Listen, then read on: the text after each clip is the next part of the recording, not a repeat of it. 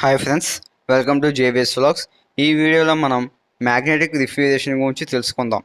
So magnetic refrigeration అనేది one of the artificial refrigeration system. So artificial refrigeration system గురించి చెప్పుకున్నాం కదా.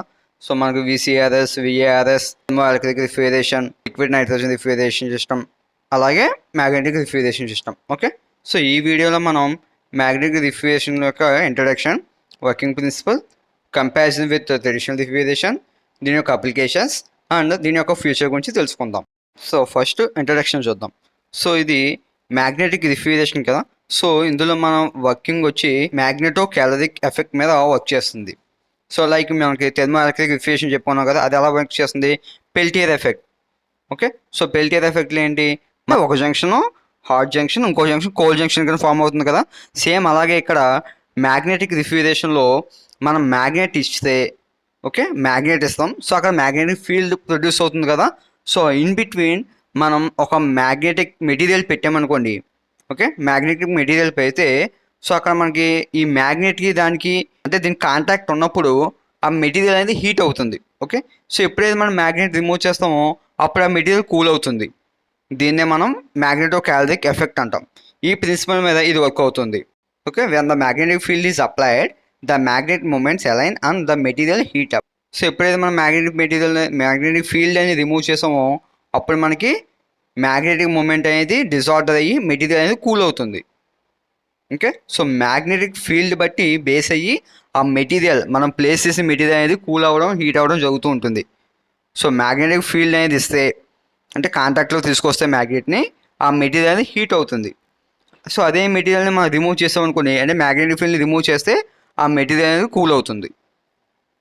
Okay, so దీని యొక్క working principle of magnetic refrigeration చూద్దాం.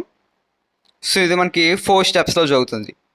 Okay, so first one magnetization, second one adiabatic demagnetization, third one heat exchanging and fourth one adiabatic magnetization. So first magnetization అన్నాం కదా.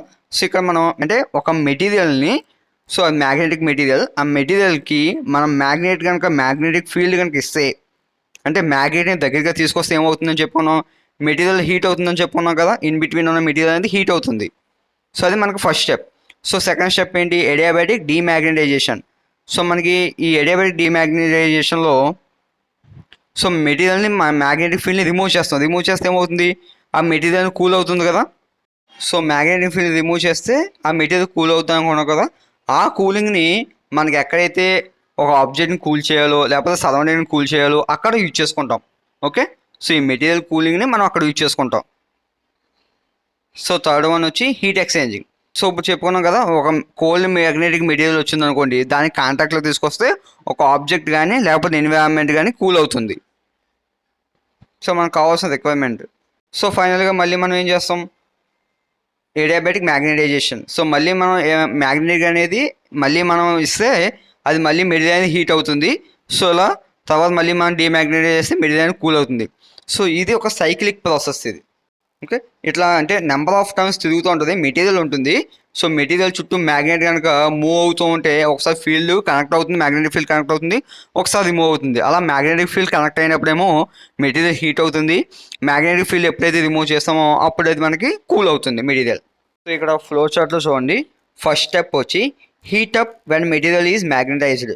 So magnetic field అనేది produce అవుతే అక్కడ material heat అవుతుంది. Second step remove heat using heat transfer fluid. So అక్కడ మనకి heat అయ్యింది కదా, ఆ హీట్ అయిందని మనం కూల్ చేయాలి. సో అప్పుడు ఏం చేస్తాం? మనం ఒక కోల్డ్ ఫ్లూయిడ్ని పంపితే ఆ కోల్డ్ ఫ్లూయిడ్ అనేది సో అక్కడ హీట్ అంతటిని క్యారీ చేస్తూ హాట్ ఫ్లూయిడ్ అనేది మనకి బయటకు వచ్చేస్తుంది. సో ఎలా అయితే మనకి కండెన్సర్లో జరుగుతుందో, సో కండెన్సర్లో ఏమవుతుంది? సో రిఫ్రిజరెంట్ అనేది హాట్ వేపర్ రిఫ్రిజరెంట్ వస్తే మనకు అక్కడ మనం ఎయిర్ కూల్డ్ కానీ లేకపోతే వాటర్ కూల్డ్ కానీ యూజ్ చేసి అందులో ఉన్న రిఫ్రిజరెంట్ కూల్ చేస్తున్నాం కదా. సేమ్ అలాగే ఇక్కడ కూడా మ్యాగ్నెట్ని కూల్ చేస్తాం. ఓకే, సో మ్యాగ్నెటిక్ మెటీరియల్ని కూల్ చేస్తాం. నథింగ్ బట్ ఒక కూలింగ్ ఫ్లూయిడ్ని పంపితే అది హాట్ ఫ్లూయిడ్ అయి బయటకు వస్తుందంటే ఆ మ్యాగ్నెటిక్ మెటీరియల్ అనేది కూల్ అవుతుంది. సో ఇది మనకి సెకండ్ స్టెప్, లైక్ కండెన్సర్లో జరిగినట్టే. నెక్స్ట్ థర్డ్ స్టెప్ ఏంటి? Cool down when material is డీమ్యాగ్నటైజ్డ్.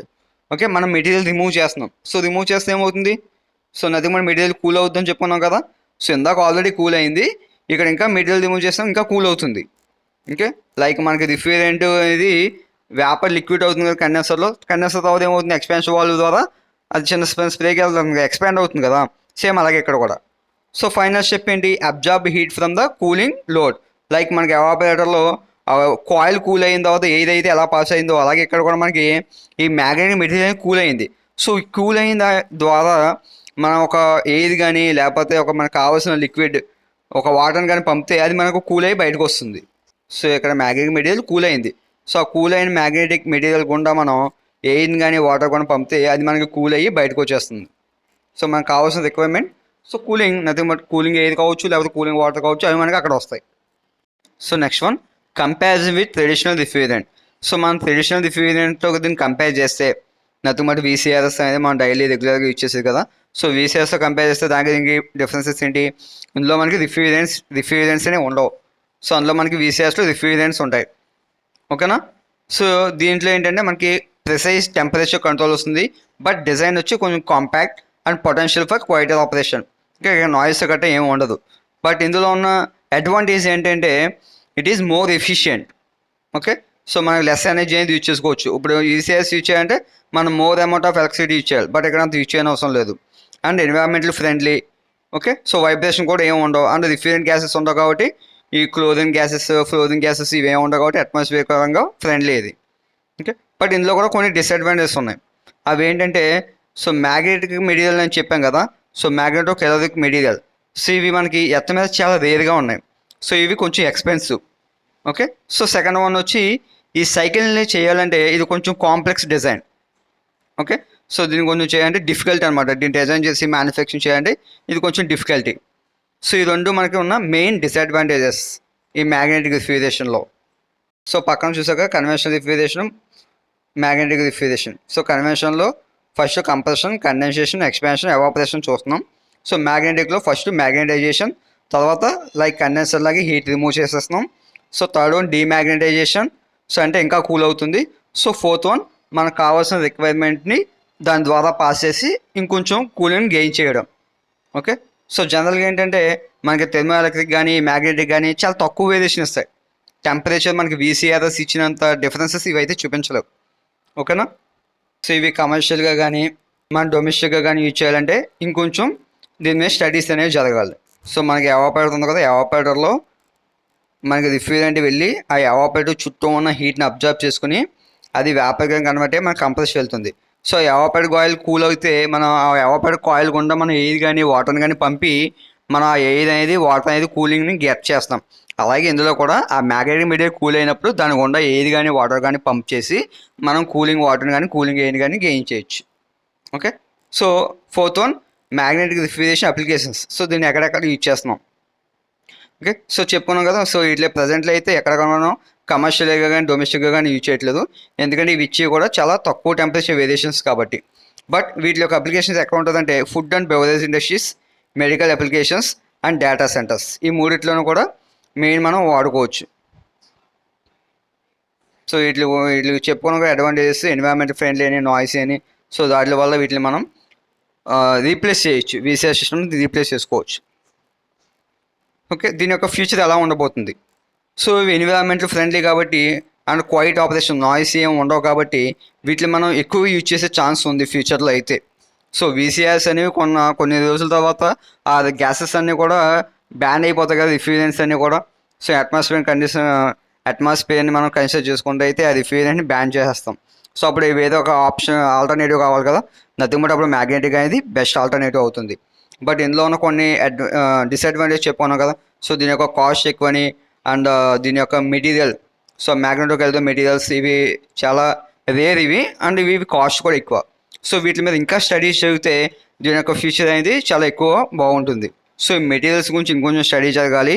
And ఈ సైకిల్ని సో టెక్నాలజీ పెరిగే కొలది ఈ సైకిల్ కూడా సింప్లిఫై చేసే ఛాన్స్ ఉంది. ఓకే. సో ఈ సైకిల్ని సింప్లిఫై చేసి ఆ మెటీరియల్స్ గురించి ఇంకొంచెం స్టడీ చేసి ఆ మెటీరియల్స్ కూడా కొంచెం చేంజ్ చేస్తే కనుక సో ఇది ఫ్యూచర్లో మనకి best alternative for VCR system అవుతుంది డెఫినెట్గా. టెక్ అనే కంపెనీ ఆల్రెడీ ఇలాంటిది ఒకటి ప్రోటోటైప్ అయితే రెడీ చేసింది. సో దీని మీద ఇంకా ఇన్వెస్టిగేషన్ జరిగితే దీని యొక్క ఫ్యూచర్లో ఇది ఒక బెస్ట్ ఆల్టర్నేటివ్ రిఫ్రిజరేషన్ సిస్టమ్ అవుతుంది. సో ఐ హోప్ ఈ వీడియో మీకు నచ్చింది అనుకుంటున్నాను. వీడియో నచ్చినట్లయితే లైక్ చేయండి, షేర్ చేయండి అండ్ ఛానల్ని సబ్స్క్రైబ్ చేయండి. Thank you for watching.